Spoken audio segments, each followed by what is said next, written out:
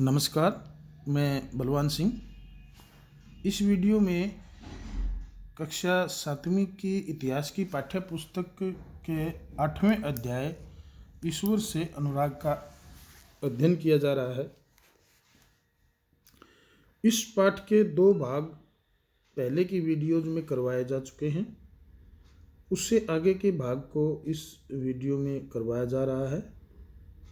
शुरू करते हैं। उससे जो पहले का भाग था वो हम ये जो सारा का सारा जो है ये कर चुके हैं। ये सारा भाग जो है पहले की वीडियोज में हो चुके हैं। ये सारे टॉपिक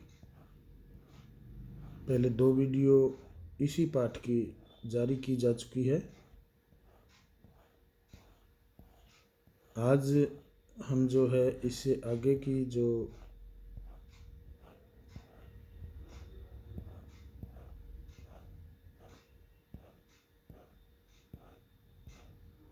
अध्ययन सामग्री है उसको पढ़ेंगे। तो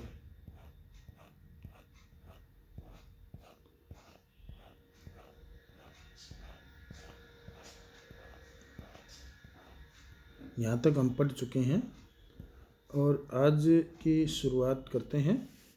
कबीर, नज़दीक से एक नज़र। कबीर संभवतः 15वीं-16वीं सदी में हुए थे। वे एक अत्यधिक प्रभावशाली संत थे। उनका पालन पोषण बनारस में या उसके आसपास के एक मुसलमान जुलाहा यानी बुनकर परिवार में हुआ था, जो बुनकर का काम करते हैं, दरी वगैरह वगैरह जैसे बुनते हैं, कंबल खेस। उनके जीवन के बारे में हमारे पास बहुत कम विश्वसनीय जानकारी है। हमें उनके विचारों की जानकारी उनकी साखियों और पदों के विशाल संग्रह से मिलती है, जिनके बारे में कहा जाता है कि इनकी रचना तो कबीर ने की थी, परंतु ये घुमंतू भजन गायकों द्वारा गाए जाते थे। इनमें से कुछ भजन गुरु ग्रंथ साहब, जो कि सिखों की एक धार्मिक पुस्तक है, पंचवाणी और बीजक में संग्रहित एवं सुरक्षित है। सच्चे प्रभु की खोज में कबीर की एक रचना है ये, जिसके अंदर उन्होंने बताया है कि राम और अल्लाह दोनों एक ही हैं। मैं उनका नाम जपना चाहता हूँ और वे मेरे ऊपर मेहर रखें। और इसमें ये भी बताया गया है कि जो अंधविश्वास जो फैलाया हुआ है, जैसे ब्राह्मण जो है व्रत के नाम पर जो है कहता है कि आपको जो है भगवान मिलेगा, और काजी कहता है कि आप जो है रमज़ान में व्रत रखते हो तो रोज़ा रखते हो तो भगवान मिलेगा, अल्लाह मिलेगा। तो कबीरदास कहते हैं कि सभी महीने एक ही समान है, ऐसा कुछ नहीं है। भगवान और अल्लाह एक ही हैं। चाहे उनको पूर्व दिशा में कह लो कि हरि का वास है और पश्चिम में कहते हैं कि अल्लाह का वास है, लेकिन भगवान और अल्लाह दोनों ही दिल के अंदर रहते हैं, यदि आप दिल के अंदर उसको खोजें तो। बहुत ही अच्छी जो है रचना है। कबीर के उपदेश प्रमुख धार्मिक परंपराओं की पूर्ण एवं प्रचंड अस्वीकृति पर आधारित थे। यानी वो धार्मिक परंपराओं को बिल्कुल नकारते थे, नहीं मानते थे। उनके उपदेशों में ब्राह्मणवादी, हिंदू धर्म और इस्लाम दोनों की बाह्य आडंबर पूर्ण पूजा के सभी रूपों का मजाक उड़ाया गया है। यानी वे ब्राह्मणवादी जो हिंदू धर्म है और इस्लामवादी जो आडंबर करते हैं, लोग जो है दिखावा करते हैं, उन सब का उन्होंने मजाक उड़ाया है। उनके काव्य की भाषा बोलचाल की हिंदी थी, जो आम आदमियों द्वारा आसानी से समझी जा सकती थी। उन्होंने कभी कभी रहस्यमयी भाषा का भी प्रयोग किया, जिसे समझना कठिन होता है। कबीर निराकार परमेश्वर में विश्वास रखते थे, यानी जिसका कोई आकार ना हो। उन्होंने यह उपदेश दिया कि भक्ति के माध्यम से ही मोक्ष यानी मुक्ति प्राप्त हो सकती है। हिंदू तथा मुसलमान दोनों लोग उनके अनुयायी हो गए। बाबा गुरु नानक, नज़दीक से एक नज़र। कबीर की अपेक्षा बाबा गुरु नानक 1469 से 1539 तक इनका जीवन रहा है, के बारे में हम कहीं अधिक जानते हैं। तलवंडी पाकिस्तान में ननकाना साहब के नाम से तलवंडी में जन्म लेने वाले बाबा गुरु नानक ने करतारपुर रावी नदी के तट पर डेरा बाबा नानक में एक केंद्र स्थापित करने से पहले कई यात्राएं की। उन्होंने अपने अनुयायियों के लिए करतारपुर में एक नियमित उपासना पद्धति अपनाई, जिसके अंतर्गत उन्हीं के शब्दों यानी भजनों को गाया जाता था। उनके अनुयायी अपने अपने पहले धर्म या जाति अथवा लिंग भेद को नज़रअंदाज करके एक सांझी रसोई में इकट्ठे खाते पीते थे। इसे लंगर कहा जाता था। बाबा गुरु नानक ने उपासना और धार्मिक कार्यों के लिए जो जगह नियुक्त की थी उसे धर्मशाल कहा गया। आज इसे गुरुद्वारा कहते हैं। 1539 में अपनी मृत्यु के पूर्व बाबा गुरु नानक ने एक अनुयायी को अपना उत्तराधिकारी चुना। इनका नाम लहणा था, लेकिन ये गुरु अंगद के नाम से जाने गए। गुरु अंगद नाम का महत्व यह था कि गुरु अंगद बाबा गुरु नानक के ही अंग माने गए। गुरु अंगद ने बाबा गुरु नानक की रचनाओं का संग्रह किया और उस संग्रह में अपनी कृतियां भी जोड़ दी। संग्रह एक नई लिपि गुरुमुखी में लिखा गया था। गुरु आनंद अंगद के 3 उत्तराधिकारियों ने भी अपनी रचनाएं नानक के नाम से लिखी। इन सभी का संग्रह गुरु अर्जन ने 1604 में किया। इस संग्रह में शेख फरीद, संत कबीर, भक्त नामदेव और गुरु तेग बहादुर जैसे सूफियों, संतों और गुरुओं की वाणी जोड़ी गई। 1706 में इस बृहत् संग्रह को गुरु तेग बहादुर के पुत्र व उत्तराधिकारी गुरु गोविंद सिंह ने प्रमाणित किया।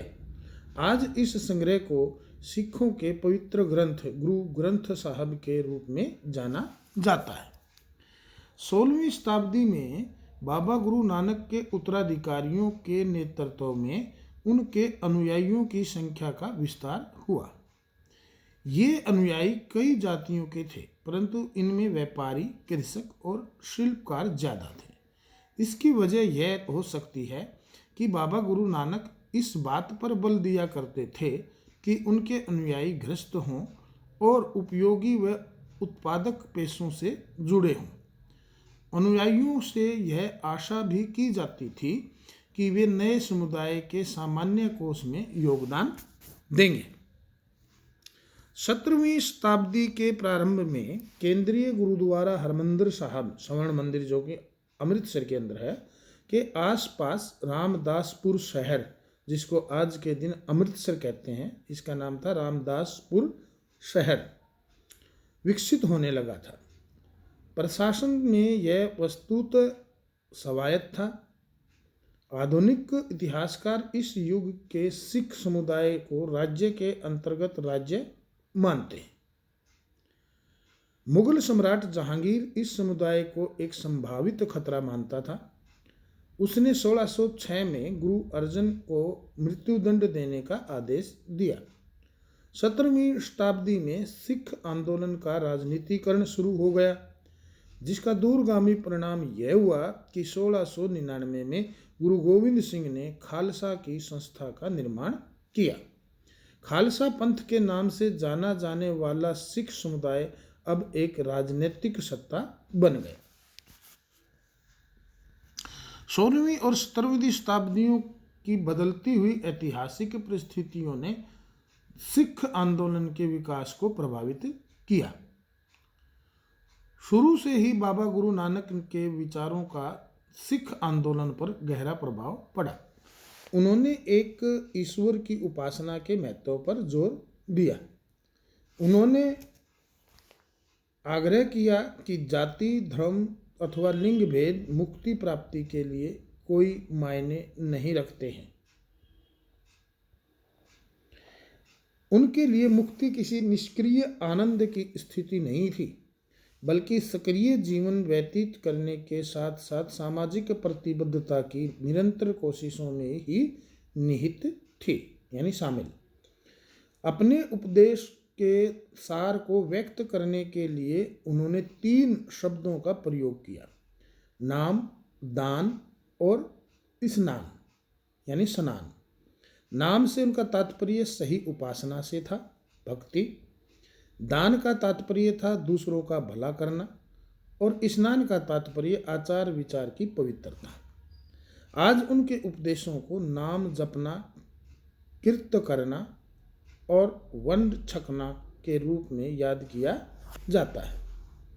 ये अवधारणाएं भी उचित विश्वास और उपासना, ईमानदारी पूर्ण निर्वाह और संस्थानों को मिल बांटकर प्रयोग करना, यानी कि दूसरों की मदद के महत्व को रेखांकित करती हैं। इस तरह बाबा गुरु नानक के समानता के विचारों के सामाजिक राजनीतिक मायने थे। शायद इसी बात से हमें बाबा गुरु नानक और उनके अनुयायियों के इतिहास और कबीर, रविदास एवं दादू जैसे संतों और उनके अनुयायियों, जिनके विचार बाबा गुरु नानक के विचारों से के काफ़ी करीब थे, के इतिहास में फर्क को समझने में मदद मिलती है। मार्टिन लूथर और धर्म सुधार आंदोलन। 16वीं सदी का समय यूरोप में भी एक धार्मिक अंतक्षोभ यानी उथल पुथल का काल था। तब ईसाई धर्म में अनेक परिवर्तन हुए, जिन्हें लाने वाले महत्वपूर्ण नेताओं में से एक थे मार्टिन लूथर, जो 1483 से 1546 में हुए। लूथर ने यह महसूस किया कि रोमन कैथोलिक चर्च के अनेक आचार व्यवहार बाइबल की शिक्षाओं के विरुद्ध जाते हैं। लूथर ने लैटिन भाषा की बजाय आम लोगों की भाषा के प्रयोग को प्रोत्साहन दिया और बाइबल का जर्मन भाषा में अनुवाद किया। वे दंड मोचन की उस प्रथा के घोर विरोधी थे, जिसके अंतर्गत पाप कर्मों को क्षमा कराने के लिए चर्च को दान दिया जाता था। छापे खाने के बढ़ते हुए प्रयोग से उनकी रचनाओं का व्यापक रूप से प्रचार प्रसार हुआ। अनेक प्रोटेस्टेंट ईसाई संप्रदाय अपना उद्भव लूथर की शिक्षाओं में ही खोजते हैं। तो ये हमारा पाठ था, जो कि 3 पार्ट में ख़त्म हुआ है। तो इसको आप ध्यान से जो है पढ़ें, सुनें और समझें।